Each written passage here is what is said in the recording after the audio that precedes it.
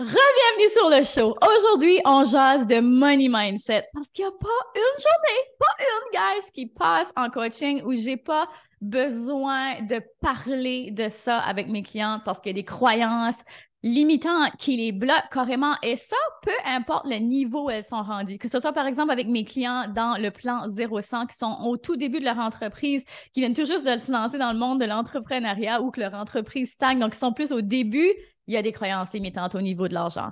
Ensuite, que ce soit avec mes clients de l'accélérateur qui sont souvent tout près de 10 000 10 000 ou 10 000 euros par mois ou qui veulent atteindre ça, eh bien, you know what? Croyances limitantes encore qui les retiennent. Et tu sais, quand je dis 80% mindset, la business, 20% stratégie, ben, toutes ces croyances limitantes-là, là, souvent, c'est ça qui nous empêche de grandir. Souvent, c'est ça qui nous empêche d'ouvrir des portes, de s'ouvrir à l'abondance, d'atteindre de créer d'autres opportunités.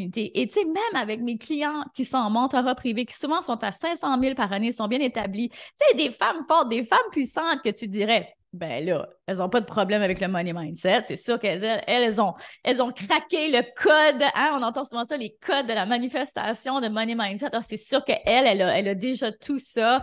Elle a plus ces problèmes-là. Ben non, laisse-moi dire que peu importe le niveau. Puis c'est même moi encore aujourd'hui, quand je vais atteindre un nouveau palier, des petites croyances limitantes que, oh, je t'avais pas vu venir, toi, d'où tu sors? Il y en a toujours. Puis c'est important de les reconnaître, c'est important de les voir parce que c'est ce qui nous permet de nous emmener au prochain niveau. Fait que sois conscient des triggers qu'on appelle, des choses qui viennent te chercher. Et cet épisode-là m'a été inspiré avec avec une cliente récemment qui a été challengée de parler de son chiffre d'affaires et ça l'a vraiment challengée. Et je me suis dit, wow, même à ce niveau-là, c'est une cliente qui est high-end, c'est encore de la difficulté à parler d'argent. Donc, je crois tellement que c'est important de guérir sa relation avec l'argent parce que cette relation-là que tu as avec l'argent, c'est plus grand que toi. Dans le sens que, puis tu sais, on va le voir là avec ce que je vais te partager dans cet épisode-ci. Je vais te parler de recherches qui ont été faites par rapport aux femmes et l'argent et à quel point, lorsqu'on guérit cette relation avec l'argent, jusqu'à quel point ça peut avoir un effet domino pour la société au complet, pour les gens autour de nous, pour notre famille, à quel point c'est plus grand que nous.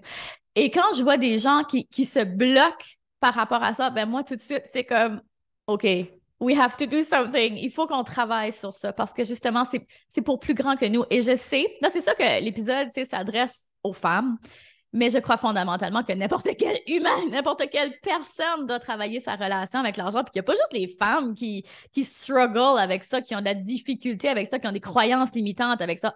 Absolument pas. Mais je pense que spécifiquement pour les femmes, c'est ce que ces recherches-là démontrent, eh bien, on est dans un point tournant, dans un moment économique majeur pour les femmes spécialement.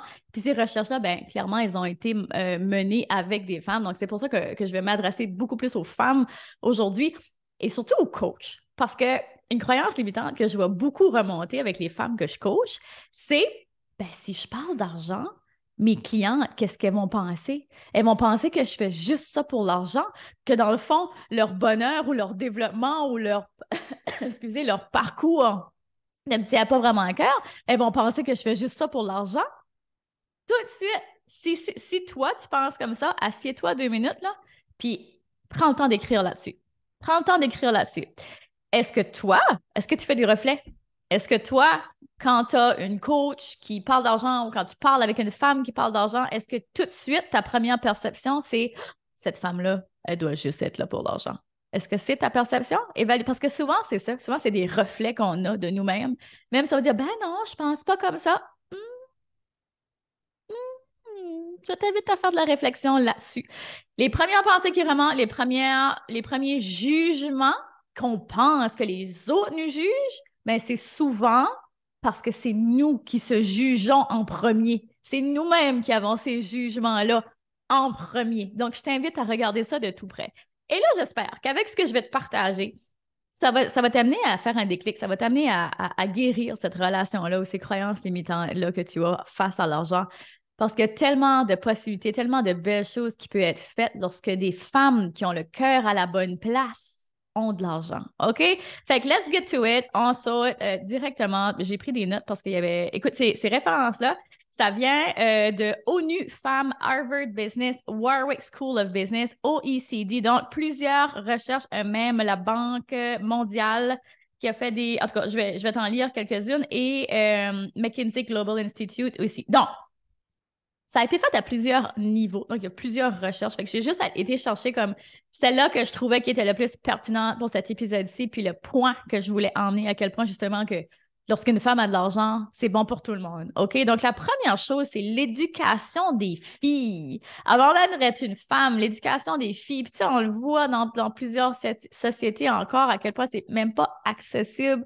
Mais qui, moi, je le crois, puis j'ai une cliente particulièrement, puis je trouve ça tellement beau, qui, elle, dans son pays, les femmes, par exemple, avoir une entreprise en business pour les femmes de son entourage, c'est quelque chose d'impensable encore. C'est quelque chose qui, pour elles, elles ont encore la perception que c'est inaccessible, qu'elles ne peuvent pas avoir ça, qu'elles ne peuvent pas faire ça, que c'est trop un grand rêve.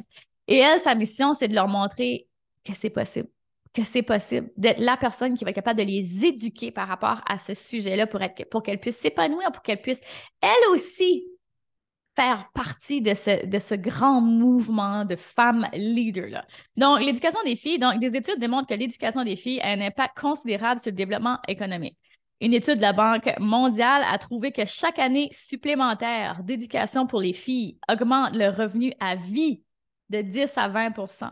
Cela peut avoir un effet boule de neige car les femmes éduquées sont plus susceptibles d'éduquer leurs enfants, créant ainsi un cercle vertueux. Puis, guys, je lis ça, c'est des recherches, puis j'ai des frissons. Parce que jusqu'à quel point c'est plus grand que nous, comme je disais tantôt. Justement, la première croyance limitante qui remonte tout le temps, c'est selfish de vouloir faire de l'argent. C'est quoi la traduction pour selfish? C'est égoïste. C'est égoïste de vouloir faire de l'argent. Les gens vont penser justement que je suis égoïste. Mais non, c'est altruiste. C'est tout le contraire. Justement, les femmes qui ont de l'argent vont être plus susceptibles. Les femmes sont éduquées, vont aussi être plus susceptibles de transmettre ça à leurs enfants. Donc, deuxième, par rapport au réinvestissement dans la société, et ça, je trouvais ça vraiment intéressant. Donc, des études de l'ONU Femmes ont montré que les femmes qui ont un contrôle économique sont plus susceptibles d'investir dans leur famille et leur communauté que les hommes. Cela peut avoir un impact positif sur des aspects tels que la santé, l'éducation et le bien-être en général. Encore une fois, ici, je vais quand même mettre en lumière qu'il y a énormément d'hommes qui font de belles choses, qui sont impliqués dans la société et tout ça. Mais je veux vraiment ramener quand même la lumière sur les femmes pour dire que, hey, c'est pas rien, là, ces résultats-là. Puis il n'y a pas juste c'est pas juste ONU Femmes qui l'a dit. Je me souviens plus si c'est Harvard aussi qui a fait une étude là-dessus qui disait aussi, mais c'était plus qu'une étude qui disait que justement, souvent, les femmes qui ont de l'argent vont être beaucoup plus susceptibles justement à réinvestir dans la société, comme par exemple des œuvres de charité, tout ça. Ensuite, 3, l'égalité des sexes. Un autre super bon point. Une étude de McKinsey Global Institute a révélé que si les femmes participaient à l'économie au même titre que les hommes, cela pourrait ajouter 28 billions de dollars au PIB mondial d'ici 2025. Réalisez-vous ça? C'est énorme. C'est énorme.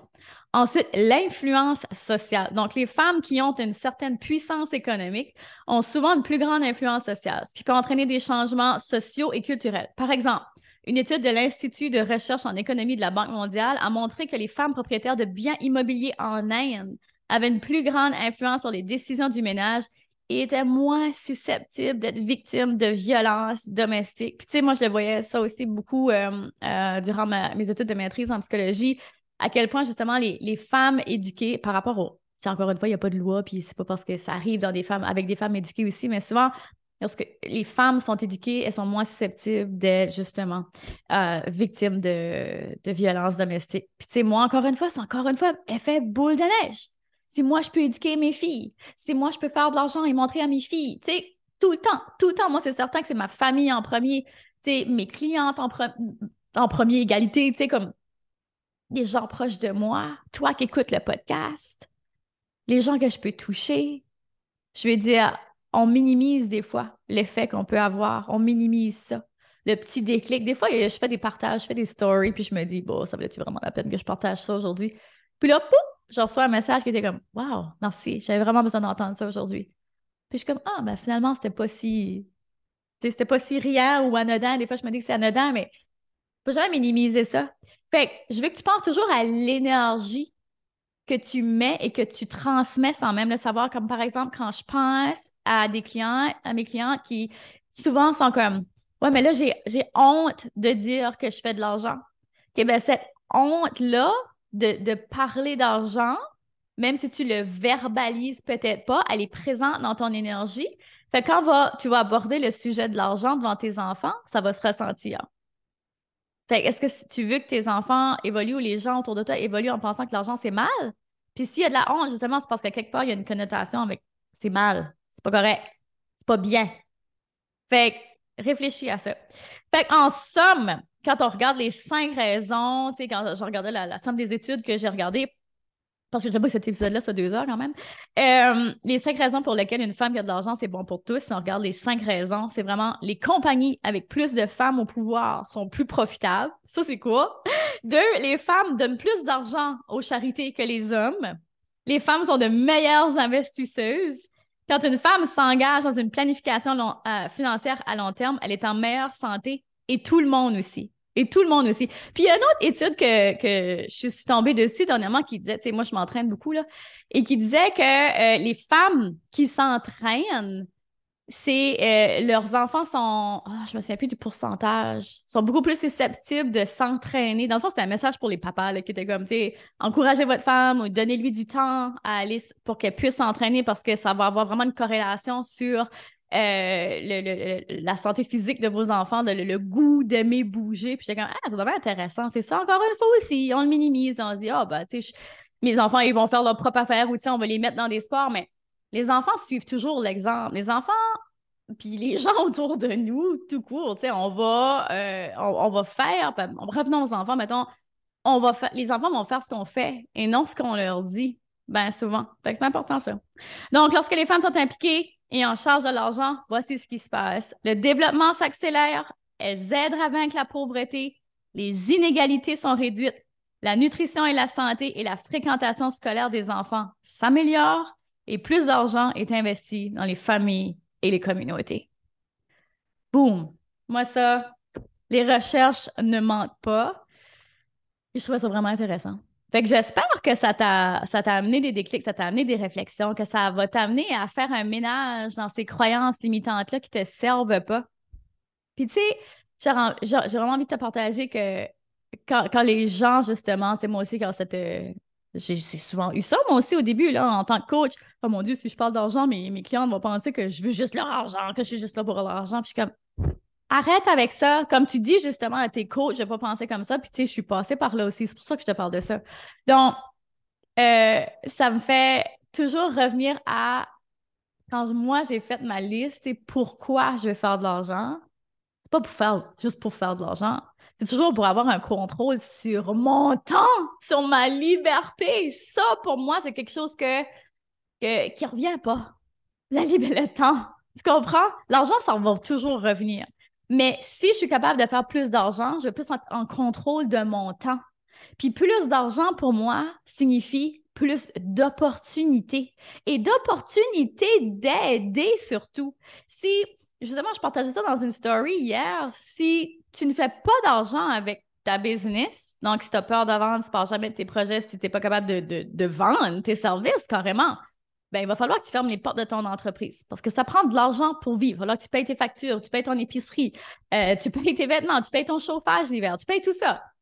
Fait que si tu n'es pas capable de faire ça avec ta business, tu dois retourner travailler dans un emploi salarié.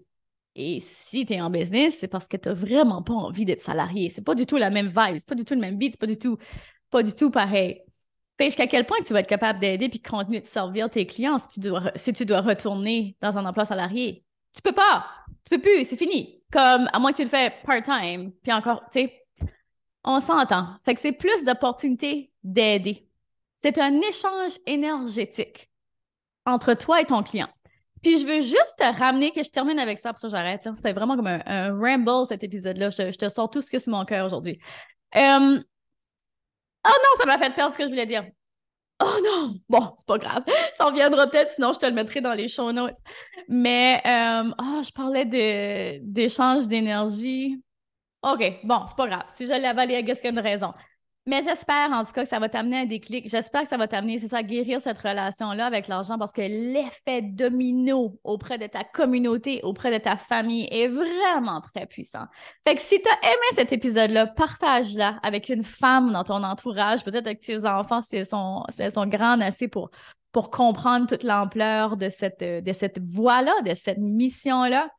Et je te dis aujourd'hui, encore avec tout mon cœur, continue de briller et de prendre de l'altitude, car le monde a besoin de ce don spécial que seulement toi détiens. Vous venez d'écouter le podcast Altitude. Pour ne rien manquer des prochains épisodes, abonnez-vous au podcast et cliquez sur le 5 étoiles. Vous pouvez aussi consulter nos outils gratuits créés pour vous au www.podcastaltitude.com. Merci d'avoir été là et à très bientôt dans le prochain épisode Femmes d'Altitude.